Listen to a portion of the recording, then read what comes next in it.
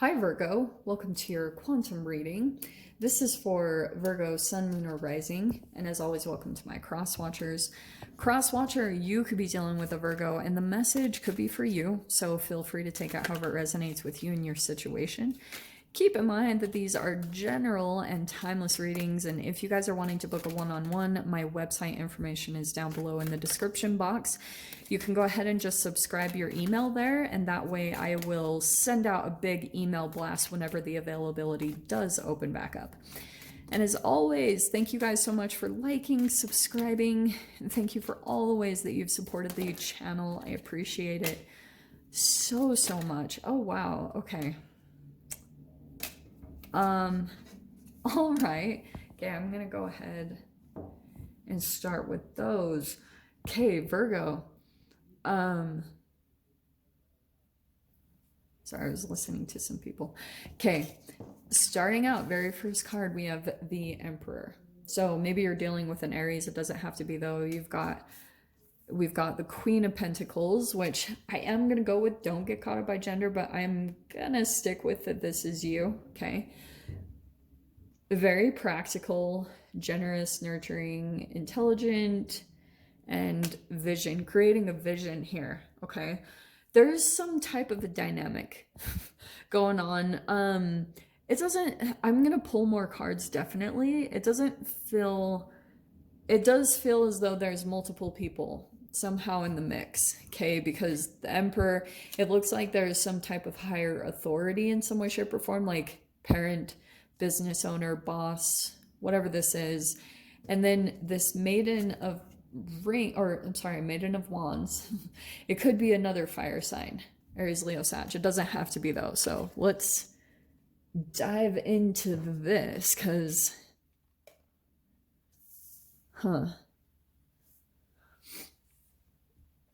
Virgo, it almost looks like there's some consideration or something happening, like someone's considering you or someone's thinking a lot about like you, and you're being very practical about something, almost like you're wanting to commit to someone or something.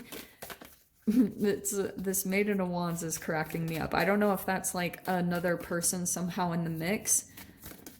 So if this is in a work situation, it looks like there's someone here that's like maybe of a younger, more fiery spirit. I don't know, something like that. Let me grab another card here.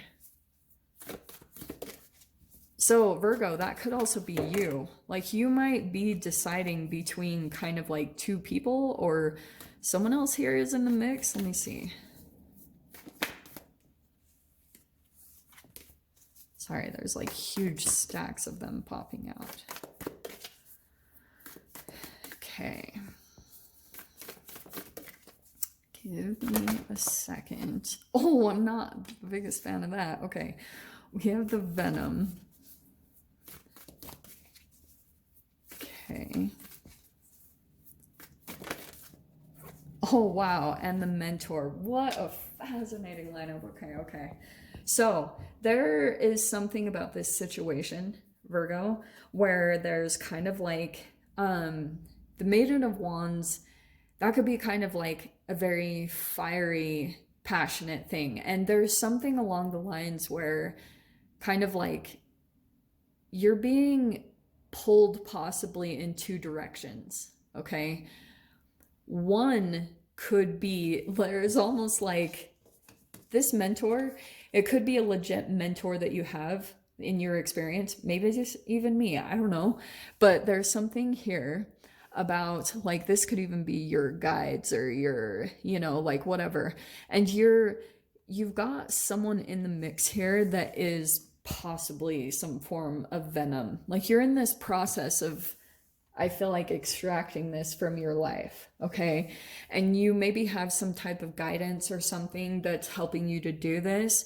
There's this huge entanglement, especially between the Maiden of Wands.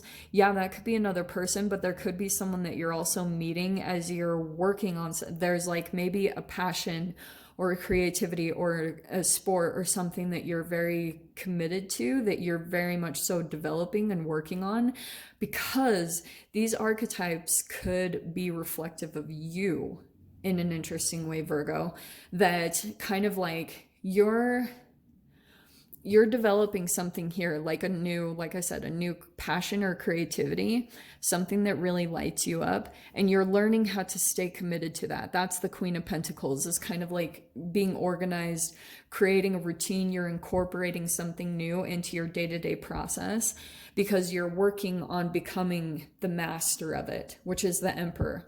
So as you pull in, as you develop this, you'll pull in those different types of archetypes within yourself, okay? And as you do that, you have these kind of like shadowy experiences come up. They're holographic projections, because as you're doing this, as your shadow is kind of being purged from you, like, and that's why I talk about passion is alchemizing. Whether it, and I will say, concretely, like whatever you do to transform your body, especially with the venom, if you're kind of doing things to like extract venom from your body, you start pulling in very interesting interactions with different people. And like I said, as the venom comes up, because you're cleansing your cells, you're transforming and alchemizing them. And so when that happens, like sometimes you'll have maybe people return from the past, or energies that are reflective of your childhood, they come up to the surface. And then you're kind of like, it's kind of like Harry Potter. I know that sounds funny, but it's like whenever they destroy a Horcrux, it's like their biggest fear or their shadow comes up to the surface. And that's kind of what happens. Like as you extract venom from your life, like a lot of your fears will come up to the surface, but your fears are best friends. Like they really are. They're the kind of like little nuggets to your transformation, if that makes any sense. Okay, so we have the Four of Cups. Okay, so I don't like that.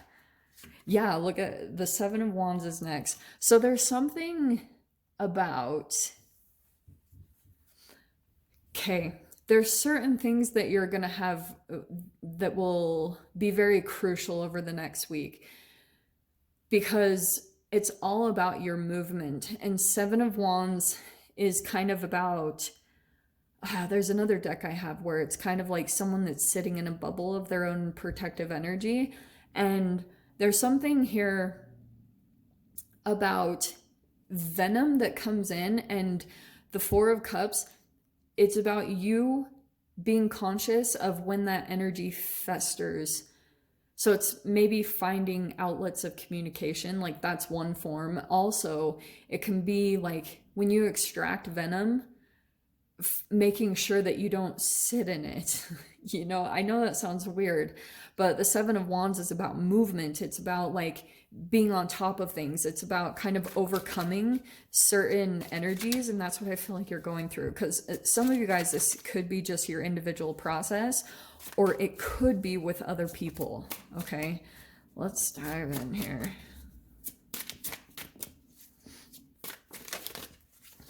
Oh, wow. We have the Ten of Cups. Yeah, that's really good. That's emotional fulfillment. Six of Cups. Okay, so here's what's going on. We have some type of a situation or a relationship surfacing, okay? I do feel like whatever is going on, that's what I was talking about, where these past energies start to come up to the surface. And some of you guys, I feel as though someone is maybe feeling a lot of disappointment about like maybe something toxic that they had said to you or the way that they treated you. And I feel as though you're a bit blocked to this person, okay? And what's interesting is beyond the surface, like at some time in the past, you did have this emotional fulfillment with this person, but something toxic came in here. Maybe you saw their venom, like maybe it was a little bit kind of like they said some really hurtful, toxic things to you, and there could have been a lot of toxicity going on in the connection. You know what I mean? Oh, wow. Okay, so Virgo, it's pretty much straight up. it's like you have some type of higher knowledge coming in to communicate with you about this. So I'm not too worried about whether you guys are going to make the right decision or not. You will be able to. But with the Two of Wands, I feel like this is putting you at a bit of a crossroads. And I think it's because, like, you're dabbling in the two different, very polar opposite energies that you experience from this person. So at times, like, it was really good. You had like emotional fulfillment, like you thought this was the end all be all here. And that's what you're thinking a lot about. But it's interesting that the Two of Wands is this crossroads where you're still kind of like, well, I already know what's here. And you kind of always know that it comes to some type of disappointment. And so you're deciding, like, maybe looking out to the future and deciding if you want to take on this. In my other deck, dang, I wish I had the card out really quickly. But the Two of Wands in the Rider-Waite is someone holding the world. And I think at one point, like, I think that's what's happening between you and a particular connection, is someone is maybe realizing or understanding that they had the world, like everything that they had ever wanted in their fingertips. And that's something that, like, you're trying not to take on that energy for that person type of a thing. Makes sense? Let me grab one more card. Six of Cups, though, that's a lot of nostalgia. And I feel like what's happening, and the reason why this could be so tempting is kind of like, oh yeah, freaking yeah. Okay, Virgo. So the reason why I think that you're entertaining the past at all, because there's something about your current situation, and that's why I'm going back to the Maiden of Wands about taking action on a new passion or something, which that is the Two of Wands. And the Two of Wands is a lot of the times a very independent card, deciding to go out on your own and venture into the unknown to see if there's what you're actually wishing for is actually out there. So there's something here about definitely the frequency, because this is like a vortex, if you will. And this Four of Cups could be kind of like the energy that you're in, where at times, like, you're not taking action, or you're not letting enough passion really gather enough momentum.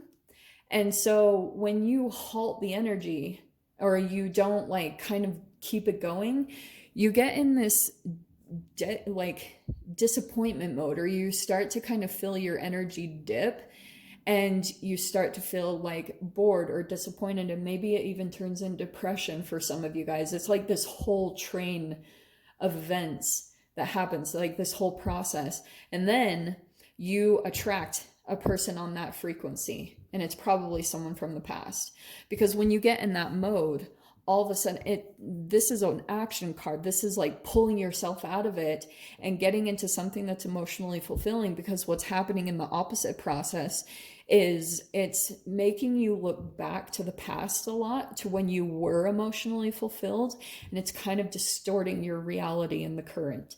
And so this is about kind of this Two of Wands, is it could have actually even called this person back in for some of you guys. And that's why you're at this crossroads, like, oh shoot, like, should I have done this? Should I have taken this? Reverie is kind of saying, I mean, you guys definitely know what's best for you, but you've got a wish fulfillment on the horizon there. And I feel as though, see how this, it's like you're still holding on to something or someone from the past, but this other thing, it does light you up, but you're still kind of like still nostalgic. Something's coming up to keep you in the past energy. So I'll dive into the extended. We'll see whatever other messages want to come out. If you guys want to join me over there, feel free. Go down below, click on the Vimeo link, and I'll see you over there. But Virgo, if this is where we leave things, I'm sending you guys so much love, wishing you all the very best, and I'll see you in your next reading. Take care.